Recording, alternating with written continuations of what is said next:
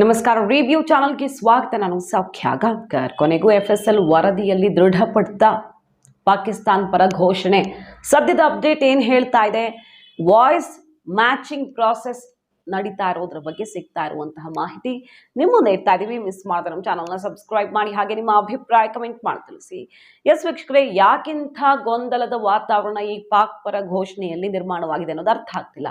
ಒಂದ್ ಕಡೆ Rameswaram cafe blast ಕೇಸ್ಗೆ ಸಂಬಂಧಪಟ್ಟಂತೆ ಬೆಳವಣಿಗೆ ನೋಡ್ತಾ ಇದ್ದೀವಿ. ಈ ಕುಕ್ಕರ್ ಬಾಂಬ್ ಬ್ಲಾಸ್ಟ್ ಆಯ್ತಲ್ಲ, ಅದಕ್ಕೂ ಇದಕ್ಕೂ ಸಾಮ್ಯತೆ ಇದೆ ಅಥವಾ ಲಿಂಕ್ ಇದೆ ಅನ್ನೋದ್ರ ಬಗ್ಗೆ ಎಲ್ಲ ಈಗ ವರದಿಗಳು ಬರ್ತಾ ಇವೆ. ಇದ್ರ ಬೆನ್ನಲ್ಲೇ ಪಾಕ್ ಪರ ಘೋಷಣೆ ವಿಚಾರದಲ್ಲಿ ಸದ್ಯ ಈಗ ಸಿಗ್ತಾ ಇರುವ ಅಪ್ಡೇಟ್, ಲೇಟೆಸ್ಟ್ ಅಪ್ಡೇಟ್ ಅಂದರೆ ವರದಿಗಳಾಗ್ತಾ ಇರೋದು FSL ವರದಿ ಬಂದಾಗಿದೆ ಮತ್ತು ಎರಡೂ ಘೋಷಣೆ ಕೂಗಿರೋದ್ರ ಬಗ್ಗೆ, ನಾಸಿರ್ ಸಾಬ್ ಜಿಂದಾಬಾದ್ ಮತ್ತು ಪಾಕಿಸ್ತಾನ್ ಪರ ಘೋಷಣೆ ಬ್ಯಾಕ್ ಟು ಬ್ಯಾಕ್ ಕೂಗಿರೋದ್ರ ಬಗ್ಗೆ ರಿಪೋರ್ಟಲ್ಲಿದೆ ಅಂತಾನೆ ಈಗ ಬಹುತೇಕ ವಾಹಿನಿಗಳಲ್ಲಿ ವರದಿ ಆಗ್ತಿರೋದು. ಬಟ್ ಇದೇ ಹೊತ್ತಲ್ಲಿ CM ಹೇಳ್ತಿದ್ದಾರೆ ವರದಿನೇ ಬಂದಿಲ್ಲ ಅಂತ. ಇದು ಈಗ ಅಚ್ಚರಿಗೆ ಕಾರಣ ಆಗಿದೆ. ಮಾಧ್ಯಮಗಳು FSL ರಿಪೋರ್ಟ್ ಬಗ್ಗೆ ಯಾರಿಂದ ಮಾಹಿತಿ ತಗೊಂಡು ರಿಪೋರ್ಟ್ ಮಾಡ್ತಾರೆ? ಪೊಲೀಸ್ ಮೂಲಗಳಿಂದ.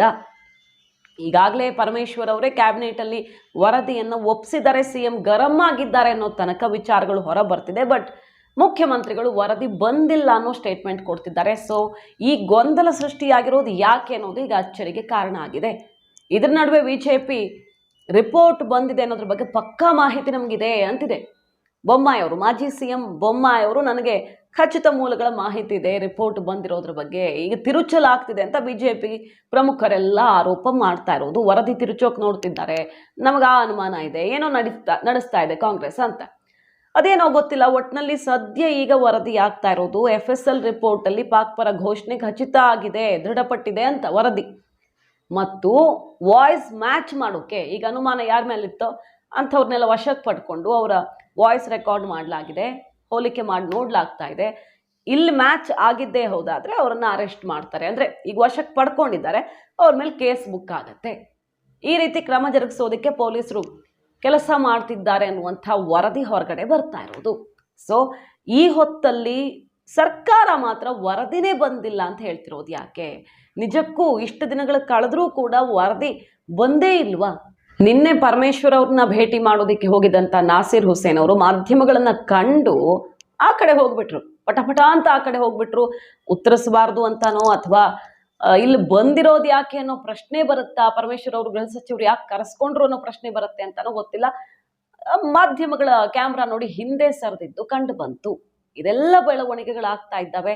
ಮಾಧ್ಯಮಗಳು ಪ್ರತಿಷ್ಠೆಯಾಗಿ ತಗೊಂಡು ಪಟ್ಟು ಹಿಡಿದು ಕೂತಿವೆ, ನಾವೇ FSL ಮಾಡಿಸ್ತೀವಿ ಅನ್ನೋ ತನಕ.